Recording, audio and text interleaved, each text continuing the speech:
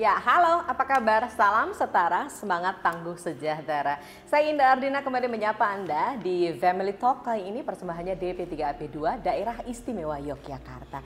Senang hari ini saya berada di sini untuk ngobrol bersama dengan Bapak Ibu yang luar biasa. Boleh nggak sih tepuk tangan dulu untuk kita semangat? Oke. Iya kan? Dari ketegasan masing-masing nanti ngobrol ya sama Indah ya. Terima kasih banyak menyempatkan diri untuk menerima kami berada di sini. Karena Family Talk ini beratnya kita ngobrol ya. Bagaimana keluarga kita bisa lebih luar biasa. Ini kayaknya 3 perempuan 1 laki-laki. Mari. Kalau sulit Bapak udah kalah loh. Iya, tapi ganteng sendiri Pak. Bapak menangnya di situ. Oke deh, dan mudah-mudahan menjadi kebanggaan tersendiri ketika kita bicara tentang keluarga. Mudah-mudahan keluarga kita adalah keluarga yang bahagia gitu, yang berdaya, yang punya ruang-ruang khusus untuk anak-anak kita bisa bertumbuh, pemenuhan hak anak dan sebagainya. Nah, kalau sekarang kita juga akan bicara mengenai nikah dini gegara bucin. Jangan ya Dek ya, gitu kan. Saya mau jangan ya Dek ya, nggak enak kalau begini ya sama Pak Kus ya. Kedaluarsa. Kata-kata jangan ya Dek ya itu kan sekarang lagi populer ya. Tapi mungkin bisa kita kita hubungkan dengan bagaimana supaya anak-anak kita tidak nikah dini gitu. Oke, sebentar. Saya belum menyapa semuanya atau mau perkenalkan siapa-siapa saja yang podcast kita hari ini. Pak Kus? Ya. Iya, nggak nikah dini kan Pak? Wah, udah terlampau dulu. Enggak ya Pak, dulu cukup umur ya Pak ya? Iya dong. Oke, baiklah. Ya kan menang kita 3, Pak Kus sendiri, Pak Kus saja yang ditanya gitu. Oke, beliau ini Bapak Haji Kuswanto SIP, anggota DPRD Daerah Istimewa Yogyakarta. Iya. Semangat Pak Kus, gak apa-apa Pak Kus. Mungkin masih banyak kesibukan gitu ya, tapi it's okay. Bu Erlina Hidayati Sumardi SIPMM, Kepala DP3AP2 Daerah Istimewa Yogyakarta. Kasih Bu. Saya nggak ditanya. Enggak. Nikahnya umur berapa? Oh gitu ya Bu ya? Tapi nggak dini ya Bu ya? Saya 28 Mbak Ina. Oke, sebentar. Saya tanya lagi. Ibu bucin nggak? Karena mempertimbangkan banyak hal, gitu maka ya? memutuskannya di umur 28. Oh gitu? Oke. Bapak yang bucin sama Ibu. Kemudian ada Ibu Rohdiana Sumaryati SOS MSC APLT Sekban BKKBN DIY. Hai Ibu. Halo Mbak. Iya, jangan ya Dek ya gitu Bu. Jangan ya Dek ya. Bu, BKKBN kan concern ya masalah ini ya. Iya. Selain juga dinasnya Bu Erlina gitu. Betul, Nanti kita saling melengkapi ya. Iya, kalau kita bicara soal bagaimana pemerintah hadir melalui anggaran, melalui peraturan, biar Pak Kus nanti itu jatahnya Pak Kus. Iya. Tapi peta seperti apa di DIY nanti Ibu juga akan tangan tangan gitu. Iya. BKKBN apa kabar teman-teman, baik semua? Alhamdulillah. Alhamdulillah. Baik, sehat, cerdas, ceria. Oh, sehat, cerdas, Ceria. Ceria. Ceria. Oke. Kalau tempatnya Bu Erlina kan semangat, tangguh, sejahtera. Semua Sama anak seperti adalah ya. anak kita gitu. Oke. Pak Kus apa Pak? Punya tagline ya. Tetap setia di garis rakyat. Baiklah, Bu Erlina dan Ibu nanti akan saling melengkapi data-data di DIY seperti apa. Kita balik Ibu ya. Iya. Oke, ini kita di DP3AP2 Daerah Istimewa Yogyakarta kan tuan rumahnya Bu Erlina nih. Iya. Bu, sebagai tamu ya kita semua tamu sih Iya. sebetulnya ya. Iya. Cuman kita bicara dulu Bu, peta di DIY terus pundi Bu sekarang Bu? Oke. Jadi untuk di DIY ya, jadi angka pernikahan dini kalau di BKKBN itu tidak mempunyai angka yang pernikahan dini. Jadi kami angkanya dari angka dispensasi nikah, itu angka dari Kementerian Agama. Oke. Jadi untuk tahun 2024 ini sampai bulan September ini sudah di angka kurang lebih 260-an Mbak. Jadi sekitar itu. 260. Yang melakukan dispensasi nikah. Izin ya itu ya? Izin, jadi Oke. izin. Jadi kalau menikah belum di usia 19 tahun itu harus ada satu syarat untuk bisa dinikahkan secara formal di KUA. Apa itu? Harus mendapatkan dispensasi nikah dari pengadilan agama. Oh, dari pengadilan Iya, agama. agama. Oh iya, jadi dilihatnya dari situ ya, Iya, berapa iya. jumlah yang mengurus pernikahan izin dini. dispensasi. Iya. Oh iya Pak, yang jelas kita nggak ngurus surat itu Pak, berarti kita tidak dini. Oke, begitu ya Bu ya. Nah, ini tahun ini berarti sama yang kemarin meningkat atau menurun? Karena angka itu akan diukur di akhir tahun. Jadi Oke. tahun ini kita belum tahu apakah naik atau turun karena masih ada Baru jeda waktu. ongoing. Jadi baru data berjalan begitu. Oke. Baru data berjalan. Jadi kalau kemarin itu kan sekitar 500 550 sekian ya. Jadi ini masih bulan September ya. Ini masih bulan September. Kita berharap dan berdoa ya ini semuanya. Semoga angkanya turun. Oke, kita aminkan. Betul. Amin. Karena kita ini selalu kampanye. Kalau di kami kampanye itu bahwa menikah di usia 21 tahun untuk wanita dan 25 tahun untuk laki-laki. Itu versi BKKBN ya? Iya, itu 21 tahun perempuan, betul, 25 laki-laki. Artinya kan sudah di atas undang-undang. Kalau undang-undang kan 19 tahun ya. Jadi kita sudah di atas undang-undang. Gitu. Oh iya. Dengan alasan Bu, kenapa harus sekian? Biar sehat reproduksinya, sehat mentalnya, dan juga secara ekonominya dia sudah siap. Oke, baiklah. Kebayang juga sih Bu kalau masih anak-anak gimana gitu ya. Oke, Betul. nanti data Ibu akan berkembang, Siap. kita nanti akan tanya lebih detail. Saya sekarang ke BER. Wow, 21, 25 versinya BKKBN. Iya. Kalau undang-undang kita 19 tahun ya Bu? Undang-undang pernikahan, undang-undang perkawinan itu kan matok batas minimal ya. Itu 19 tahun baik laki-laki maupun perempuan. Beda dengan yang undang-undang perkawinan sebelumnya yang sudah direvisi ini. Kalau dulu kan perempuan 16, laki-laki 19, maka kemudian direvisi di undang-undang perkawinan yang baru itu minimal 19 tahun baik laki-laki maupun perempuan. Tapi berdasarkan kajian-kajian yang dilakukan BKKBN tadi, kematangan perempuan dan laki-laki di dalam menikah, sehingga kematangannya macam-macam ya, ekonomi, ya fisik, ya mental, sosiologis dan sebagainya, itu perempuan 21, laki-laki 25. Itu dianggap sudah siap untuk menikah dan mempertahankan perkawinannya. Penting kan itu ya? Iya betul. Nah, nggak hanya cuma bisa nikah tapi nggak dipertahankan. Betul, karena penting nanti untuk kelangsungan anggota keluarga itu sendiri. Apalagi kalau sudah punya anak ya.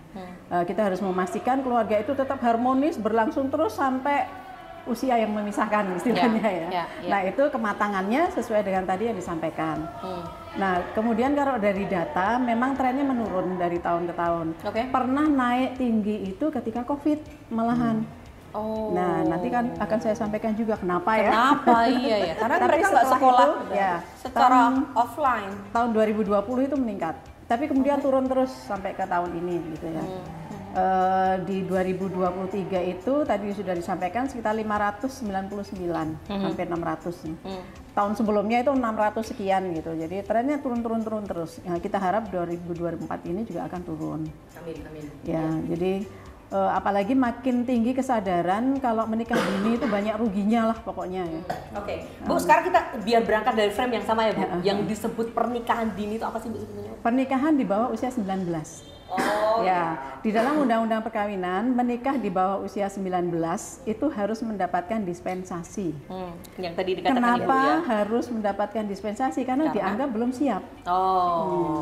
Nah, di dalam proses dispensasi itu tidak langsung diputuskan oleh pengadilan agama ya, memberikan atau tidak, menyetujui atau tidak dispensasi yang diajukan. Gitu. Tetapi sekarang harus melalui proses. Apa tuh Bu? Termasuk diantaranya kami di DP3AP2 di kabupaten ini, kabupaten dan kota, itu memiliki kewajiban untuk melakukan pendampingan, assessment dan pendampingan. Jadi mendapat mandat itu dari Kemenak gitu. Nah, sehingga di dalam mengajukan dispensasi itu orang tua dan calon pengantinnya yang masih usia di bawah 19 tahun itu harus juga mendapatkan assessment dan pendampingan dari DP3AP2 kabupaten dan kota sesuai lokasi pengajuan dispensasinya. Sesuai lokasi itu berarti bisa kabupaten kota. Ya. Nah, di dalam proses assessment dan pendampingan itu kan akan ditanyai macam-macam gitu ya. Apa penyebabnya? Kenapa? Kalau itu karena kehamilan, di mana, kenapa dan sebagainya itu dicari tahu juga gitu. Bagaimana kesiapan orang tua di dalam mendampingi nantinya ketika anak-anak di bawah, bukan anak, artinya calon pengantin di bawah 19 ini kemudian menikah gitu. Karena dianggap belum siap kan harus selalu didampingi oleh orang tua. Atau kalau memang tidak punya orang tua lagi dan sebagainya, mereka juga harus siap untuk kemudian ada pendampingan dari layanan pemerintah. Nah, kemudian kalau itu bisa ditunda, misalnya pengajuan dispensasi calon pengantinnya itu tidak karena kehamilan, artinya karena hal-hal yang lain, itu ada pendekatan yang dilakukan, ada wawancara dan sebagainya, diskusi dengan orang tua dan calon pengantinnya, apakah bisa ditunda atau tidak, sampai nanti siap benar untuk menikah. Ada juga yang begitu ya? Yang memang karena pengen menikah dini? Iya, karena ketakutan orang tua dan sebagainya, ada banyak. Misalnya sudah pacaran duluan runtang-runtung, orang tua khawatir gitu ya, kemudian ingin menikahkan, aja deh, gitu. aja daripada nanti ada apa-apa gitu. Atau saya sampaikan juga ya, misalnya calon pasangannya itu sudah melakukan hubungan seks, gitu ya. Tapi meskipun belum hamil, tidak hamil, ya. ya. Nah, kemudian berniat untuk menikah, gitu. Nah, nanti akan ada banyak pendampingannya. Maksudnya ya tidak selalu kemudian dicegah untuk tidak menikah, gitu. Apalagi kalau yang sudah terlanjur tadi ya, ada pendampingan-pendampingan yang harus dilakukan. Nah, kemudian rekomendasinya itu disampaikan kepada pengadilan agama. Nanti pengadilan agama yang memutuskan akan meloloskan atau tidak. Ya. Nah, karena datanya itu sudah ada di layanan-layanan kami itu, jadi di masing-masing kabupaten kota kan kami punya pusat pembelajaran keluarga. Nah, prosesnya kan di situ. Nah, sehingga punya datanya setiap yang mengajukan dispensasi itu. Kalau nanti Kementerian Pengadilan Agama kemudian memutuskan meloloskan dispensasinya, artinya boleh menikah, maka kemudian akan lanjut pada pendampingan oleh layanan-layanan ini, memastikan ketika mereka sudah menikah, nanti memastikan keluarganya akan berlanjut dengan baik. Jadi sudah diberikan itu pun masih akan didampingi juga. Kalau kemudian diputuskan tetap menikah, apalagi yang kehamilan-kehamilan tidak diinginkan tadi. Biasanya kan kemudian diloloskan dispensasinya ya. Nah, mereka tidak siap sebetulnya begitu, tetapi harus menikah. Nah, itu kan harus didampingi. Nah, bagaimana kesiapan orang tua itu disiapkan benar oleh pusat-pusat pembelajaran keluarga ini. Orang tua dari pengantin yang belum siap ini. Untuk tetap mendampingi anak-anaknya. Tetapi bila sudah tidak punya orang tua, tidak ada keluarga, ya menjadi ketugasannya Puspaga juga, gitu, untuk mendampingi. Ya kita harapkan, apalagi yang sudah hamil tadi ya, karena mereka akan segera melahirkan bayi kan, keluarga-keluarga baru gitu, yang sebetulnya tidak siap, tapi kemudian harus siap dan mengasuh anak. Nah, karena ketugasan kami diantaranya adalah perlindungan anak tadi, maka kami harus memastikan keluarga-keluarga yang tidak siap benar ini tadi itu bisa melakukan pengasuhan dan memelihara anaknya dengan baik, gitulah istilahnya. Baik secara nutrisi, secara mental dan sebagainya, pengasuhan, parenting itu harus didampingi. Kalau terutama untuk calon-calon pengantin yang masih sekolah tapi sudah hamil duluan tadi, maka memang harus memastikan juga kesiapan dari orang-orang tuanya untuk tetap mendampingi anak melanjutkan pendidikannya. Kemudian juga ada pendekatan terhadap sekolah-sekolah dari anak-anak yang masih sekolah ini. Nah, itu salah satu. Jadi pekerjaannya menjadi banyak, Mbak, sebetulnya. Saya jadi speechless loh, Pak. Karena membayangkan sebetulnya ketika terjadi seperti itu kan prihatin pasti ya, prihatin. Tapi ternyata DP3AP2 ini punya tugas yang banyak.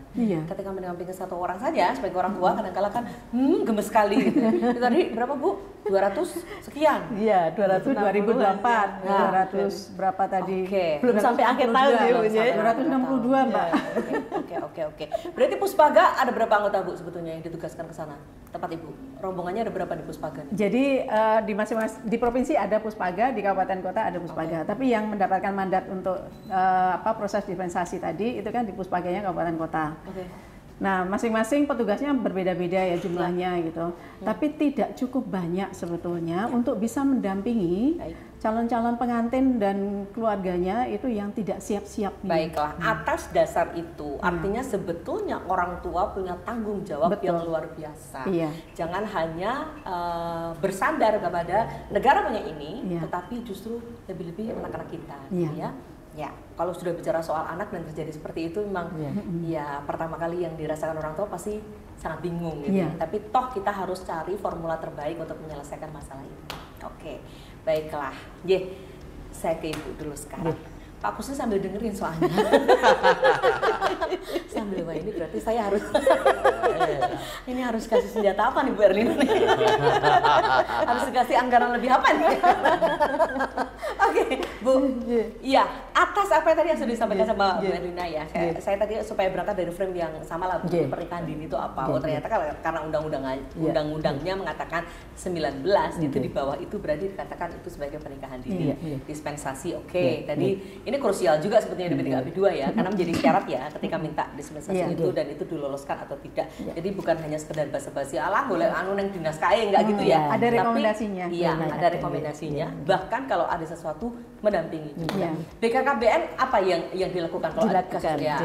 apa? J, biar sambung. Ya, Tadi oke. kan Bu Erlina itu menyampaikan bahwa peran orang tua itu sangat penting. Oke. Jadi jangan dipasrahkan ke pemerintah kan seperti itu. Jadi memang di dalam ketangguhan di dalam keluarga inti itu artinya ada ayah, ibu, anak dalam hal ini ya. Ini memang penting sekali ketangguhan itu. Oleh karena itu di BKKBN kami punya program generasi berencana itu ya. Kalau Bu Indah mungkin genre Ya, gitu. genre. Tapi saya nggak akan pakai salam genre nih, baru tidak boleh nih Bu. Oh, oke. Baru eranya Pilkada ya Pak Gus ya. Jadi saya tidak salam-salam genre. Ya. Jadi begini Bu. Jadi kami punya program generasi berencana ini sasarannya ada 2. Kalau tadi biar sambung dengan Ibu tadi ya Bu Erlina. Jadi orang tua kami punya program namanya Bina Keluarga Remaja. Bina Keluarga Remaja. Oke. Nah, lalu yang satunya adalah Pusat Informasi Konseling Remaja. Oke. Nah, ini yang kami sampaikan, saya ingin sampaikan. Untuk yang Bina Keluarga Remaja ini sasarannya adalah orang tua yang punya anak remaja. Oke. Nah, sedangkan yang Pusat Informasi Konseling Remaja ini sasarannya adalah anak yang usia remaja. Oh. Nah, kalau di kami remaja itu berapa batasan usianya Ya, adalah ya. sejak 10 tahun sampai belum menikah. Oh, J. 29 tahun belum menikah masih masuk remaja. Oh, oke. Begitu karena Ya, batasan meremajakan diri. betul, batasan kami adalah belum menikah. Oh, Kami ya. memakai definisi dari WHO. Nah, oleh karena itu kami bekali kalau yang remaja dengan program genre, lalu kalau yang Bina Keluarga Remaja ini bagaimana menjadi orang tua yang sedang punya anak remaja. Ya. Karena apa? Anak remaja ini kalau punya permasalahan itu biasanya curhatnya lebih nyaman ke teman sebayanya, bukan kepada orang tuanya. Ini ya, memang sebagian besar seperti itu, sehingga kami membekali para orang tua yang mempunyai anak remaja ini untuk bisa menjalin komunikasi yang efektif dengan anak remaja yang memang usianya itu tidak, dia lebih suka curhat ke teman sebayanya. Nah, yang ditakutkan adalah kalau teman sebaya atau yang diajak curhat, apalagi sekarang itu curhatnya di medsos nih. Nah, ini takutnya seperti itu. Kalau yang diajak curhat apalagi di itu maaf kurang bertanggung jawab atau mungkin informasinya Malah menyesatkan. ya seperti itu kan ini yang perlu kita pahamkan betul kepada orang tua untuk bagaimana membentengi anak ini, memberikan pendampingan kepada anak seperti tadi yang sudah disampaikan oleh Ibu Erlina bahwa orang tua ini loh harus paham betul, oh anaknya ini loh bagaimana dibentengi untuk disadarkan bagaimana untuk tidak menikah dini dan sebagainya. Karena kan menikah dini ini ada banyak sekali konsekuensi dan resikonya kan seperti itu. Tadi Ya. Bu Erna sudah panjang lebar menyampaikan Iya, gitu. betul. Bu, gimana sih kalau kita lagi punya anak remaja, sekalian nih Pak ya, kita kan cari tahu gitu ya, anak kita lagi remaja gitu. Caranya gimana sih Bu untuk bisa ngasih tahu ke mereka gitu? Nah. Atau tanya ke mereka udah punya pacar belum sih Mbak? Nah, Lagi ya, senang nggak sih Mbak semua orang gitu? Gimana, Betul. Bu? Ini yang materi-materi seperti ini yang kami sampaikan ke orang tua yang punya anak remaja itu apa namanya yang dibina kelompok bina keluarga remaja ini. Nah, apa yang disampaikan yaitu komunikasi efektif antara orang tua dan anak. Jadi memang orang tua itu harus gimana ya? Harus bisa mau tidak mau ini Mbak Indah. Jadi mau tidak mau orang tua ini memang harus bisa mengikuti zamannya sekarang ya. Jangan ya deh atau istilah-istilah apa yang sekarang ini memang baru viral. Memang kita harus sebagai orang tua memang harus bisa mengikuti tren bagaimana cara berkomunikasi anak muda sekarang ini. Kalau kita memakai cara berkomunikasi zaman kita dulu ya, mungkin memang susah untuk mendekati anak Nggak muda mau curhat sekarang sama tuh. kita karena Iya. kita dianggapnya tuh nggak selevel sama dia Itu secara dia. komunikasi. Betul. Kadang-kadang ngomong kita sama mama nanti malah dimarahin. Nah, takut mama kepo gitu kan. Ya, betul ya itu Iya. seperti itu. Jadi yang pertama kita harus mengikuti tren komunikasi anak muda. Lalu yang kedua ciptakan rasa nyaman bahwa curhat dengan orang tua itu nggak bakal dimarahin loh gitu. Ini oke. penting sekali karena anak kan punya masalah, jangankan punya masalah, punya pacar aja kadang-kadang tidak terbuka dengan orang tuanya. Iya. Ini yang kita harus bisa menciptakan suasana bagaimana anak itu tidak takut menyampaikan hal-hal yang pribadi kepada kita. Ini memang butuh apa ya? Ini siapa Bu? Keleluasan Bapak atau Ibu? orang tua kedua-duanya. Pak. Bapak juga ya Pak.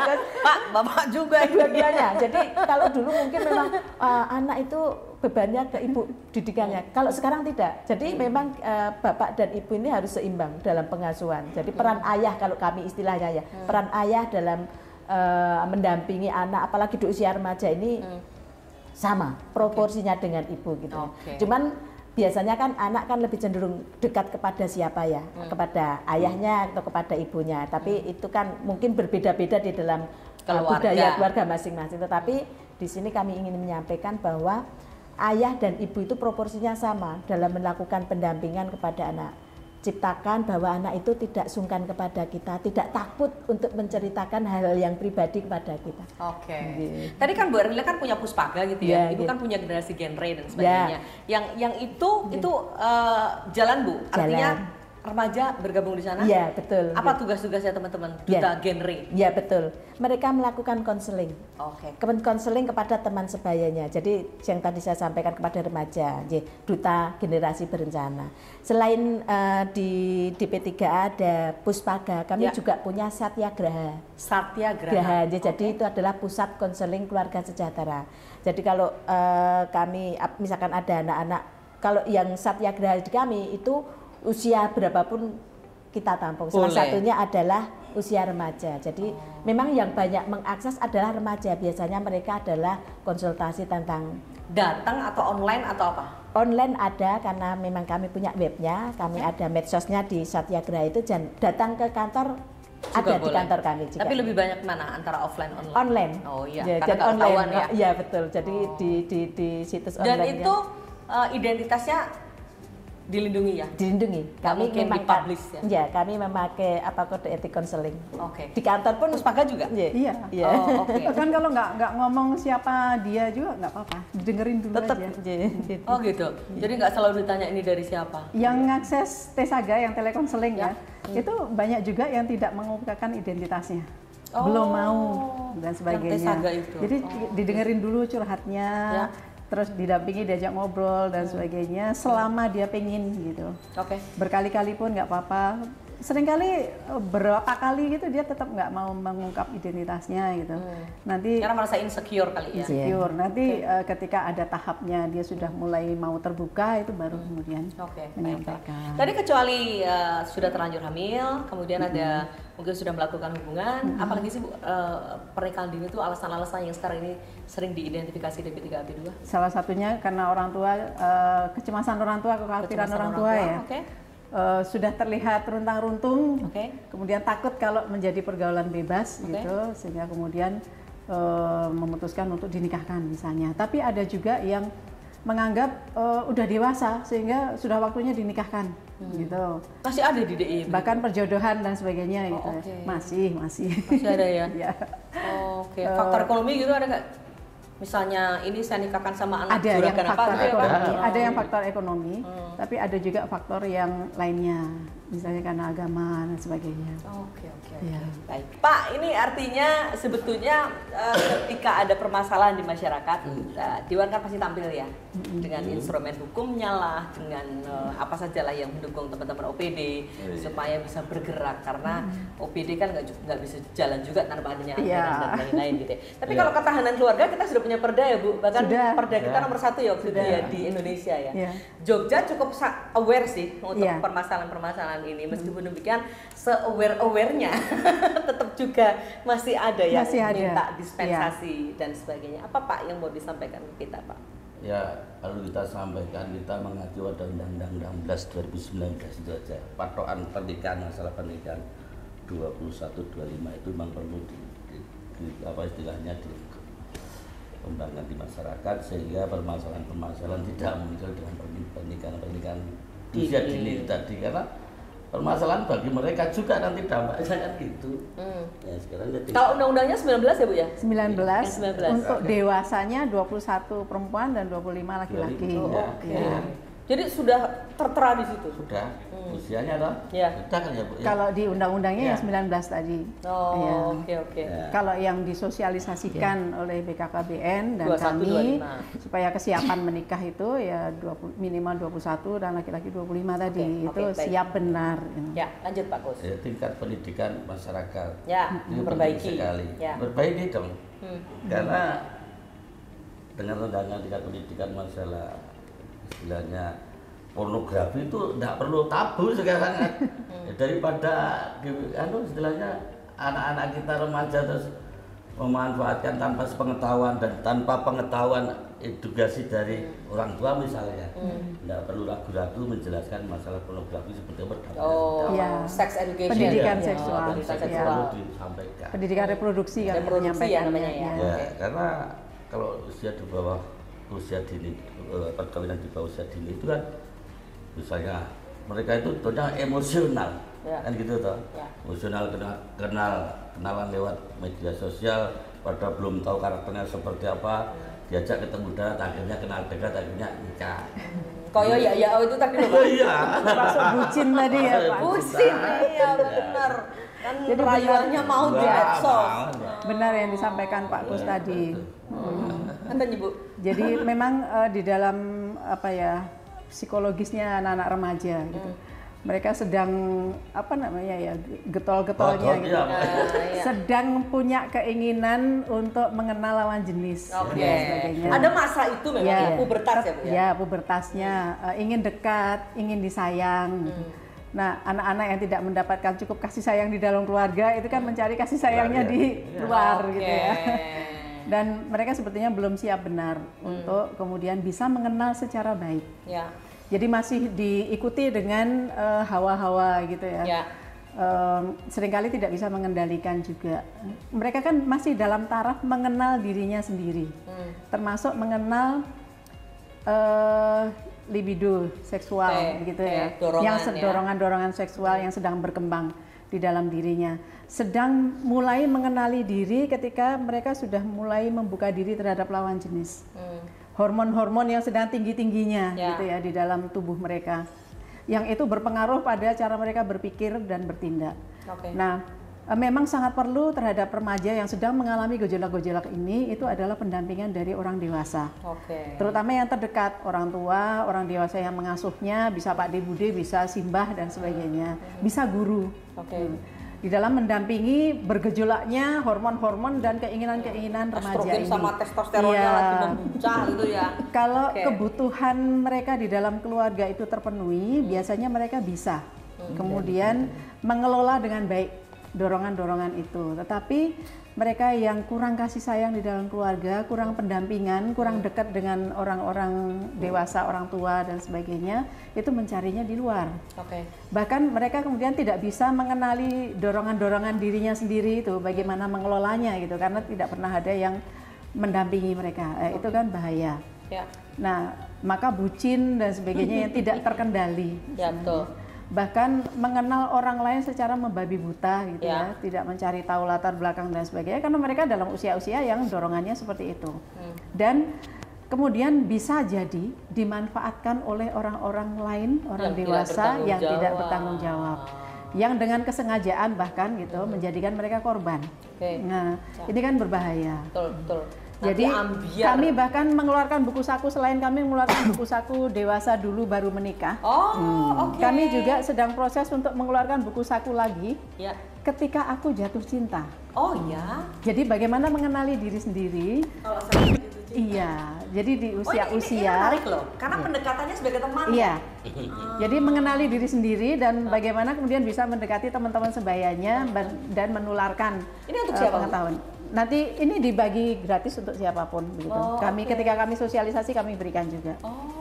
Yang nantinya termasuk diantaranya ketika aku jatuh cinta tadi. Jadi ketika di dalam diri remaja ini berkembang dorongan-dorongan hormon yang tinggi dan sebagainya yang mempengaruhi pikiran dan tindakannya, itu bisa mengenali dari buku saku itu.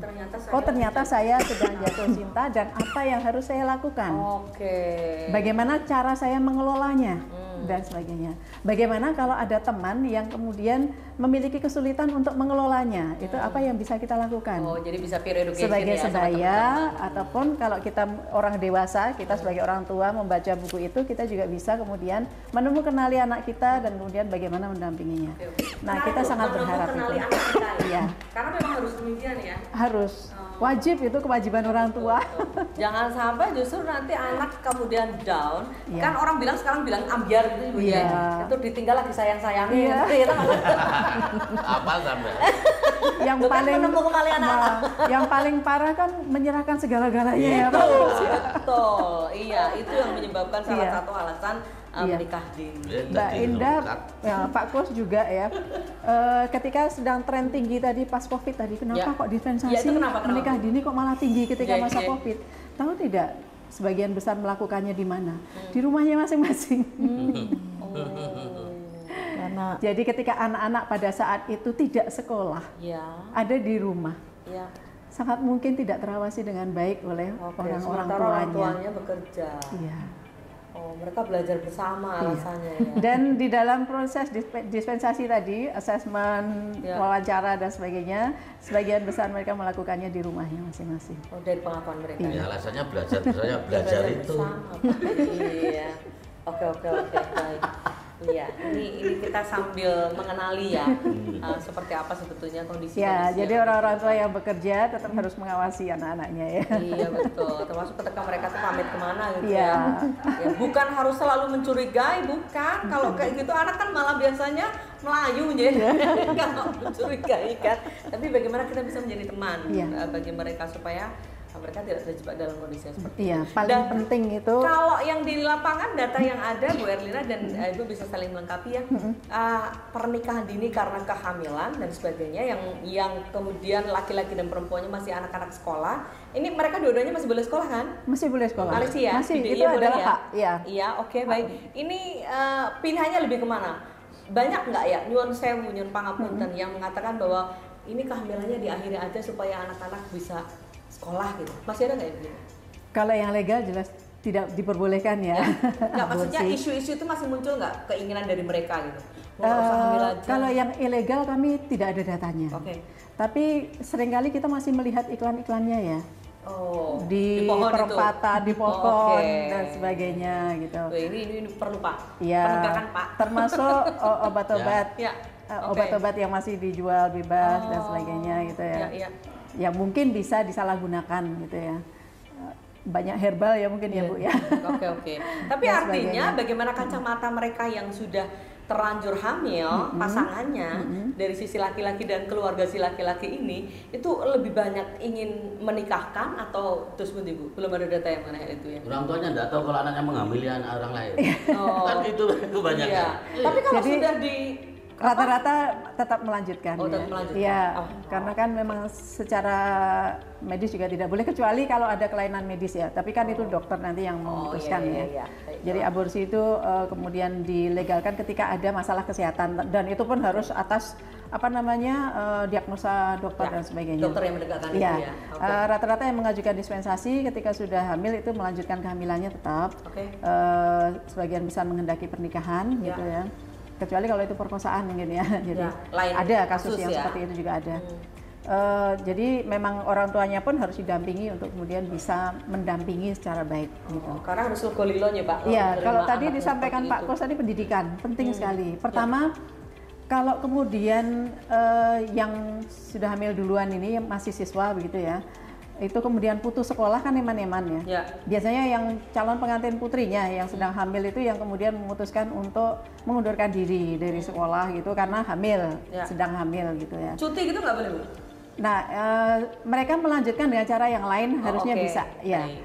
Jadi pendidikan sudah punya mekanismenya. Ya. Apakah itu nanti di PKBM atau online atau bagaimana atau Oke. diistirahatkan dulu Yang dan penting tetap sebagainya. sekolah nanti. Tetap harus sekolah gitu. Ya. Nah, kalau yang laki-laki biasanya tetap masih karena kan tidak hamil ya kalau yang laki-laki, ya. sehingga tetap melanjutkan pendidikannya. Mhm. Nah, tadi salah satu penyebab pengajuan dispensasi karena kehamilan yang tidak diinginkan ataupun pengajuan dispensasi itu salah satunya juga kalau putus sekolah tadi Mbak Indah. Oke.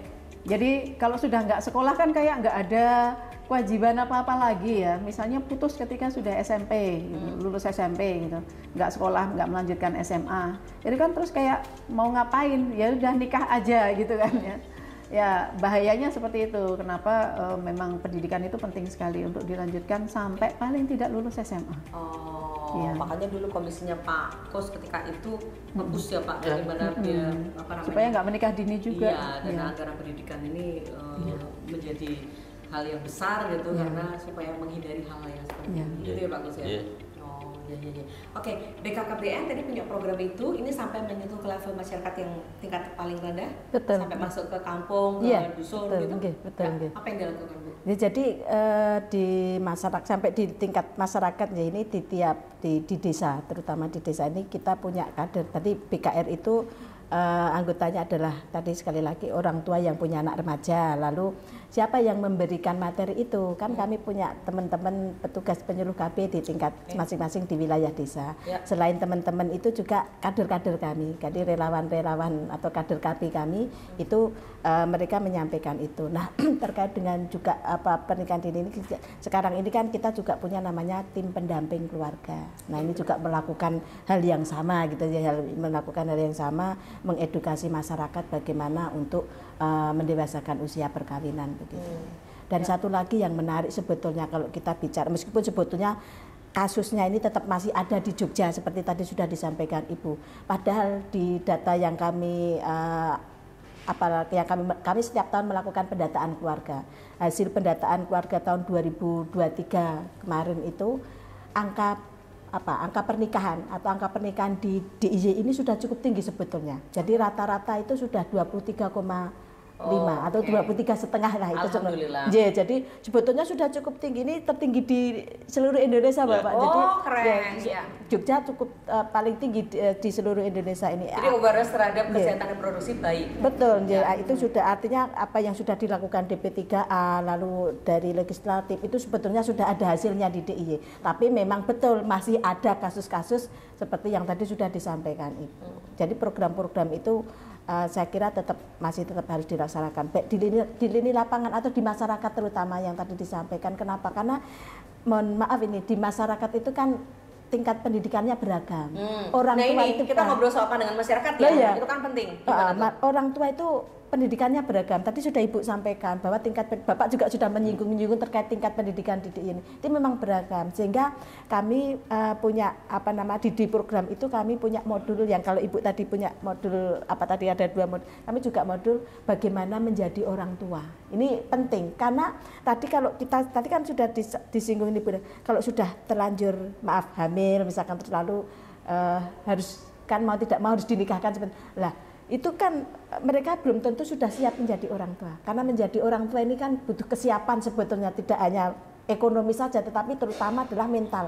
Nanti mendidik anak itu seperti apa. Nah, ini kami punya modul namanya bagaimana menjadi orang tua begitu, orang tua hibah. Ini salah satunya adalah sebetulnya upaya kami yang juga kita sampaikan kepada remaja tadi ya di kelompok-kelompok binaan tadi agar nanti mereka benar-benar menyiapkan dulu untuk menjadi orang tua. Menjadi orang tua itu tidak gampang loh ya, itu seperti itu. Jadi harus menyiapkan dulu. Artinya kalau anak remaja ini sudah terpapar, ternyata orang tua itu harus bertanggung jawab, harus mempunyai kecukupan ekonomi untuk bertanggung jawab terhadap apapun kebutuhan si anak. Ini kan mereka berpikir, artinya mereka tidak mudah untuk segera memutuskan untuk menikah, kecuali itu tadi hal-hal yang memang sudah terlanjur kecelakaan. Ya, kalau istilah kita kecelakaan itu kan yang married by accident ya muda, itu kan ngomongnya. Istilahnya saja kecelakaan sehingga kan itu yang harus kita antisipasi pendampingan orang tua itu tadi. Tapi itu semua bisa dicegah. Bisa dicegah kan? Ya, sebelum Caranya terjadi kecelakaan. Sehingga pendampingan orang tua, pengasuhan orang tua itu begitu pentingnya terhadap anak-anaknya. Sehingga anak tidak salah jalan. Ya.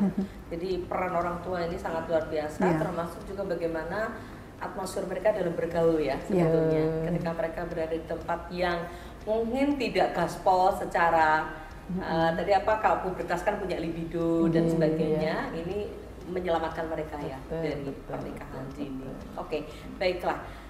Apa harapannya Bu Erlina untuk Pak Dewan dan kawan-kawan secara aturan? dan Sebetulnya Dewan bersama-sama kami itu sudah keliling sampai ke kalurahan-kalurahan, Mbak Indah. Masuk kelurahan, Mbak? Itu sosialisasi pendewasaan usia perkawinan. Ya. Jadi kami bawa macam-macam lah gitu. Dokter pun bahkan kami bawa juga gitu ya untuk menjelaskan terkait kesehatan reproduksi. Jadi Pak Kus cerita ya, nambahin ya, Iya. yang sudah sampai ke sana-sana. Sehingga yang kami undang adalah tokoh-tokoh masyarakat, kemudian para orang tua gitu, kader PKK, Posyandu dan sebagainya, itu supaya paham ketika mereka melakukan sosialisasi betapa pentingnya pendewasaan usia perkawinan. Ya. Sehingga menyiapkan baik gitu calon-calon keluarga yang baik juga gitu.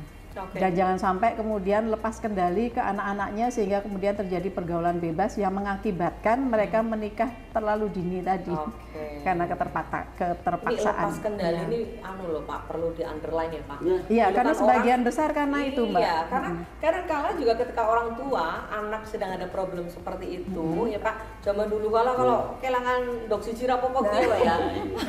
Maka memang kami sangat berharap selalu didukung oleh Dewan gitu untuk ini mensosialisasikan seperti ini dengan makin banyak lagi. Baik. Ya, cerita dong Itu Pak Bos. betul yang disampaikan Bu Elina, betul. Kita itu kan berbeda. Program-program seperti itu sampai ke tingkat dusun, tingkat kelurahan sudah kami lakukan. Karena kita berpikirnya yang namanya perkawinan usia dini itu mesti ada dampaknya di tingginya perceraian. Ya. Betul tidak? Betul. Karena betul. kematangan Siap, fisik Pak. dan mentalnya belum. Makanya ini selalu kita bergerak terus berkaitan dengan pernikahan usia perkawinan dini tadi, sehingga betul-betul dipahami masyarakat. Tentu saja masalah pendidikan terhadap masyarakat berkaitan dengan itu. Itu perlu digalakkan ya Bu Elina ya. Nanti bersama dengan dinas pendidikan juga. Ya, betul. Karena itu Sekolah-sekolah ya. Iya.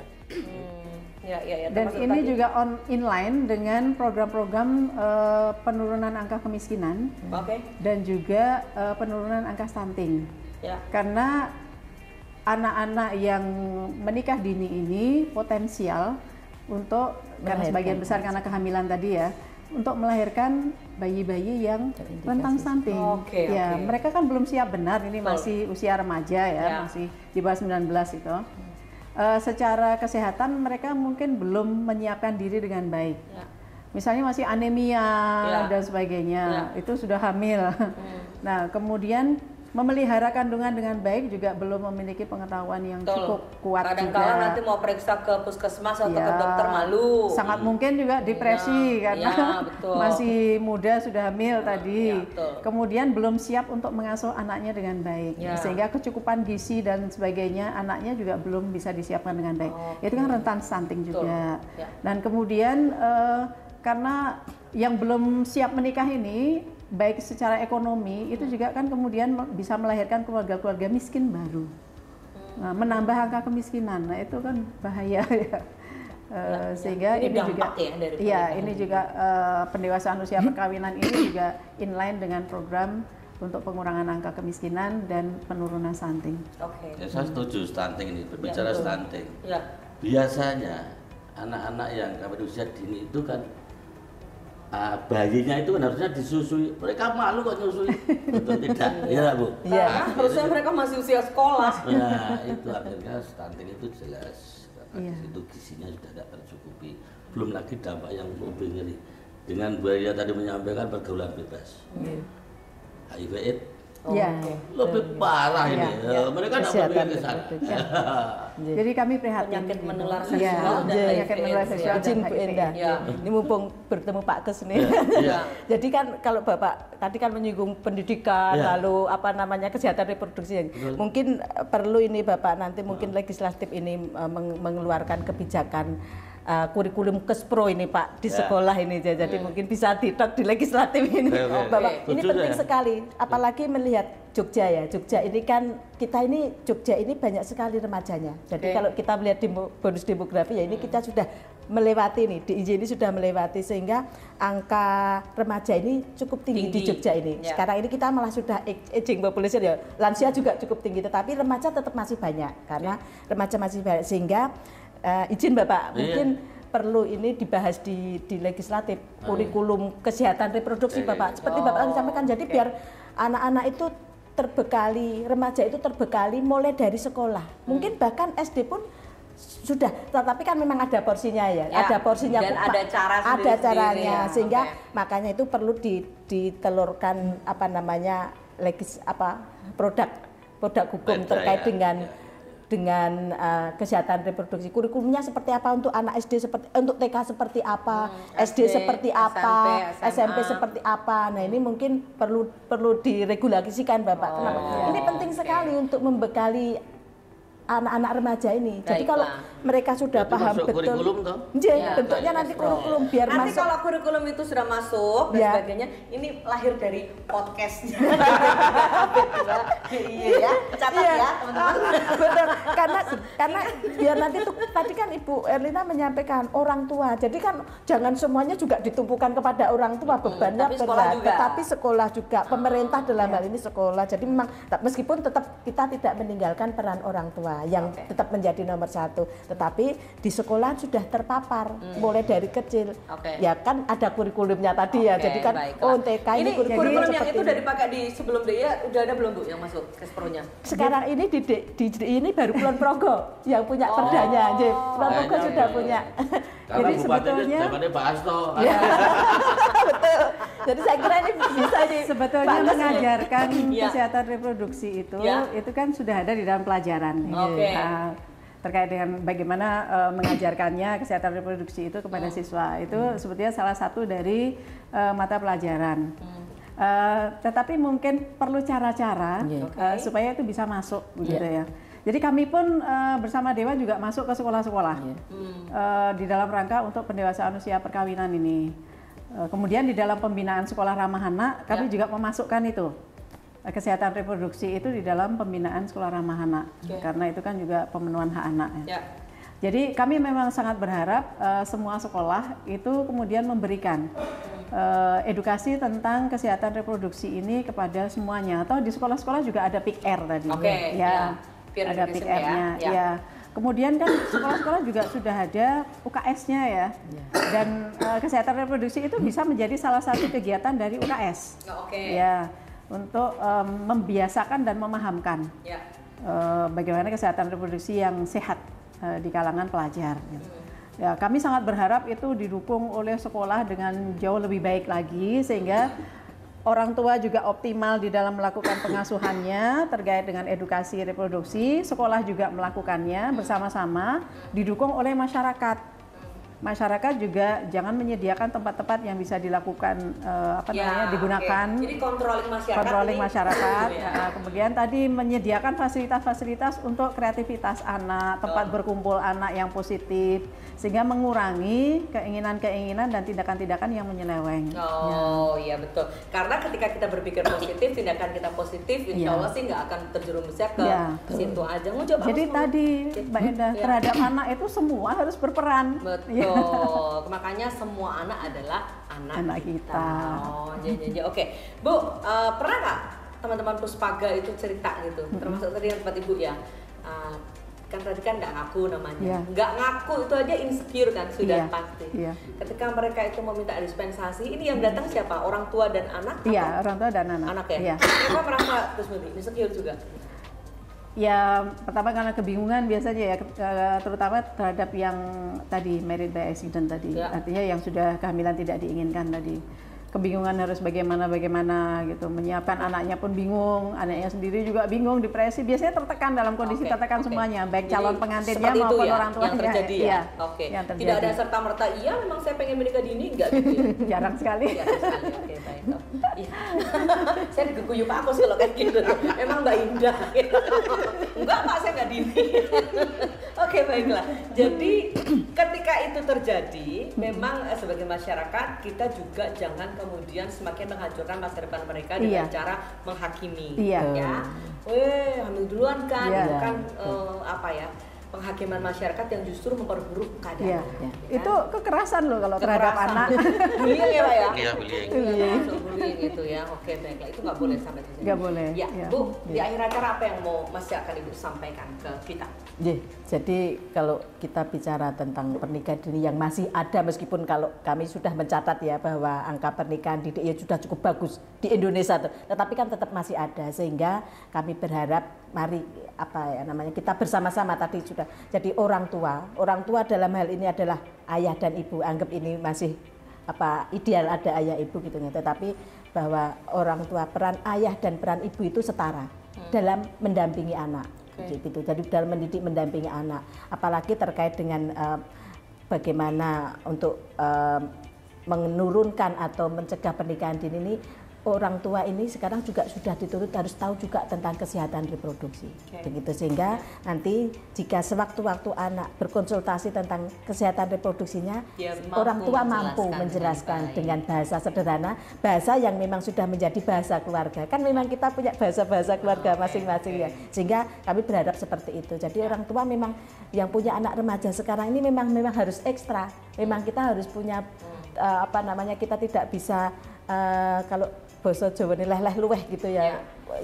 Anak tetap harus, meskipun mereka mendapatkan dari sekolah, apalagi sekarang yang tidak bisa mengendalikan adalah mendapatkan informasi dari medsos. Nah, ini kembali kepada keluarga. Sehingga apapun permasalahannya kita tidak bisa bertumpu atau kepada medsos, tetapi tetap harus kembali kepada keluarga, orang tua. Karena itu nanti yang akan menjadi benteng bagaimana anak ini bisa tercegah untuk lari kasus ke siapa pernikahan. kalau nggak ke orang tua. Harus kembalinya kepada orang tua. Harus Betul. update ya kan? Betul. Istilah-istilah. Harus mengikuti perkembangan anaknya sampai di mana, begitu. Intinya Oke. seperti itu. Baik, selamat bertugas ya Bu dengan teman-teman BKKBN. Pak Kos apa Pak Kos?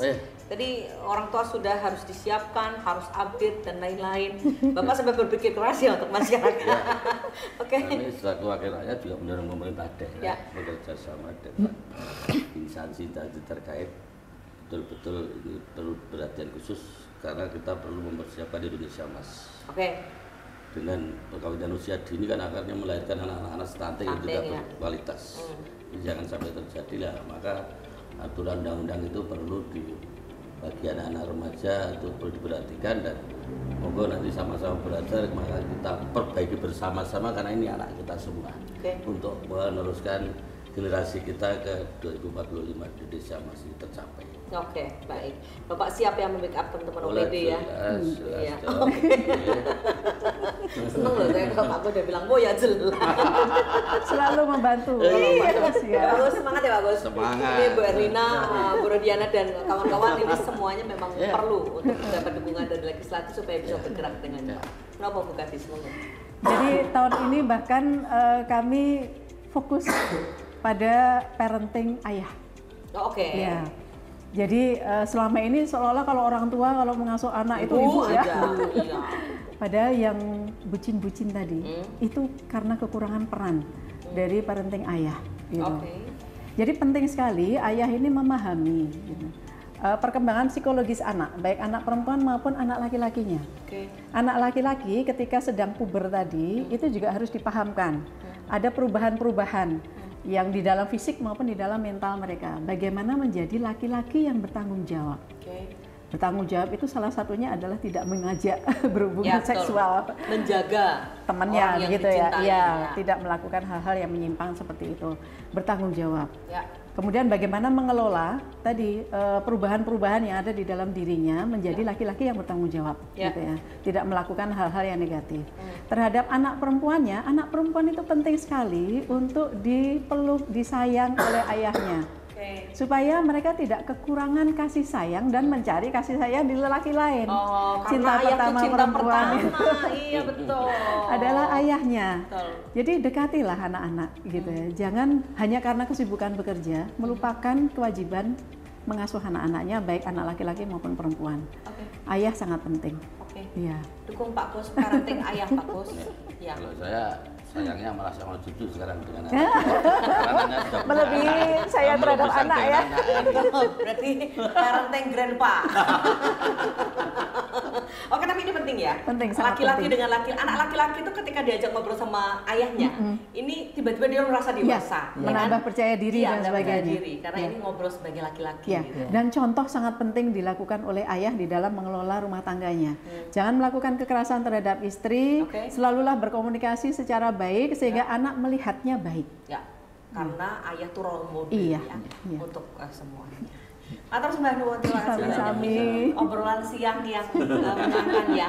Kita disadarkan pada kondisi bahwa itu terjadi Iya. di masyarakat kita. Iya. Tapi bagaimana peran kita, karena Ibu tadi mengatakan ini sebetulnya bisa dicegah. Iya. Jadi jangan sampai kita kecolongan. Ya, mudah-mudahan ini menjadi sesuatu yang sangat bermanfaat bagi siapa saja yang sekarang sedang nonton podcast Dan yang kita. penting adalah yang masih melakukan itu, belum melakukan parenting, pendekatan terhadap anak-anak yang secara baik, berubahlah. Oh, oke. Berubahlah, sadarlah, terketuklah Iya. hati penjenengan, Iya. terbuka untuk sesuatu yang lebih baik. Pak Kos matur nuwun selalu Sama-sama, mendukung Ida, acara ini. ya.